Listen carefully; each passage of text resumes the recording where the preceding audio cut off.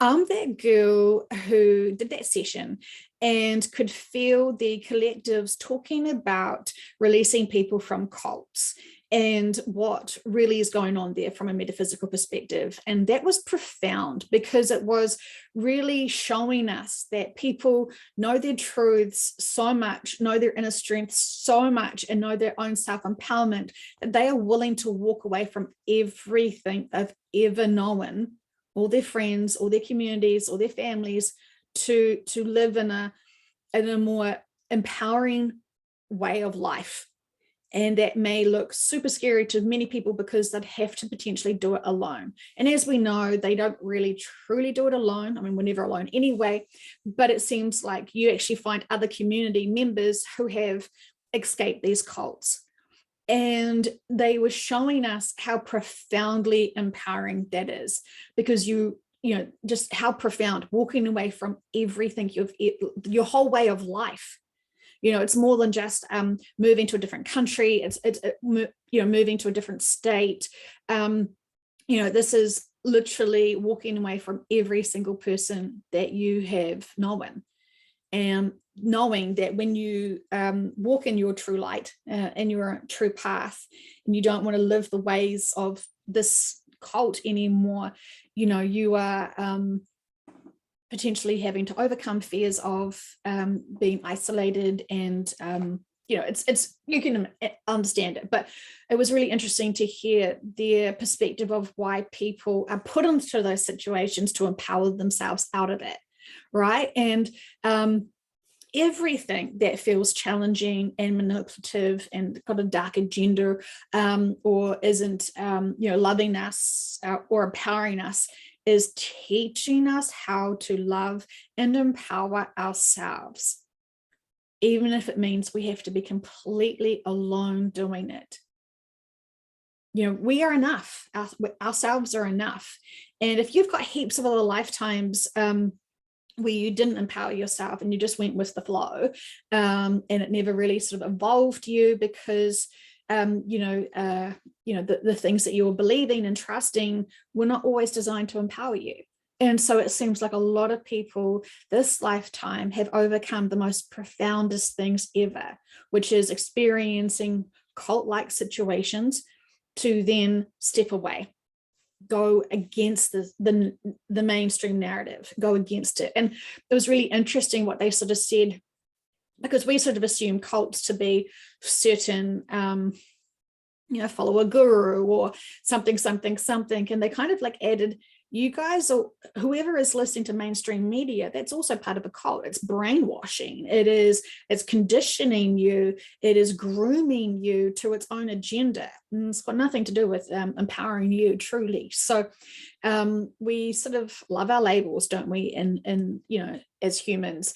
But from their perspective, from the metaphysical perspective, from our high dimensional friends, they could easily identify that lots of things in our lives are creating us to be parts of cults, and we may not even identify with it. So, I sort of feel like they were sort of saying, if you follow fashion religiously, that could be part of seeming to be a part of a cult. So you actually don't realize that we could actually be part of all different types of cults, if we want to label it like that. So the medical industry, for example, could definitely be a cult.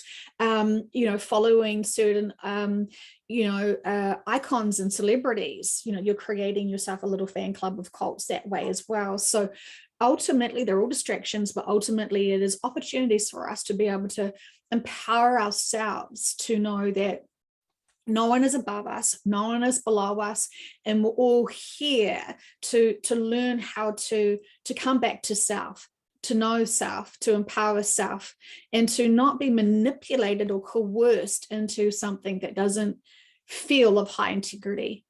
And I know that when we become loyal friends or we're loyal to our families, there kind of can be a little bit of a default in that. We can love people, but we don't necessarily need to mimic and copy their behaviors or beliefs if it doesn't serve us. And that's a huge one, because even in this sort of awakening metaphysical quantum physics, quantum sessions, when people start believing this information, they really feel like others around them, around them, including their family members, must all join this and be part of this, and will believe this, and will follow this. And that is not often what is meant to be. It's an individual journey. It is an individual experience, and it's about empowering self, not forcing people to go with your understanding of what it is, because potentially it's not their purpose to or their necessary drive or lessons to experience this. So, super purposeful for us to stop and think, what are we sort of slaves to in some degree, and what are we sort of just going with the flow and trusting, and not stopping and thinking independently, not going within to see, is this something that we can have more of an alignment to, and sort of check our belief systems, because there's so much that we naturally do and behave and react and feel like we are awoken people, but we still potentially could have some old belief systems that are still programmed within our consciousnesses that we still think is above board, or the highest integrity, and blah, blah, blah, blah, blah. So super interesting. I do know, for example, the food is another one. We're all sort of, in a cult with sugar, aren't we? And we know that sugar swells our bodies. We know sugar isn't uplifting. We know our sugar is a density, and there is a whole lot of other stuff going on. So every industry potentially could be manipulating us. And as we know, we realize that salt is very powerful and very helpful in many, many, many ways. And yet, we don't really hear much about that being promoted. In fact, we hear that salt's the devil, and we know where the devil is. If we want to label things. So we must really think about our own belief systems and what we're trusting, and especially when it's our way of life. It's all we've ever known. This is the brand of bread I eat because this is all I've ever known, for example, right? And so we just need to be checking out everything that we are consuming in our minds and in our bodies, and just do a double check.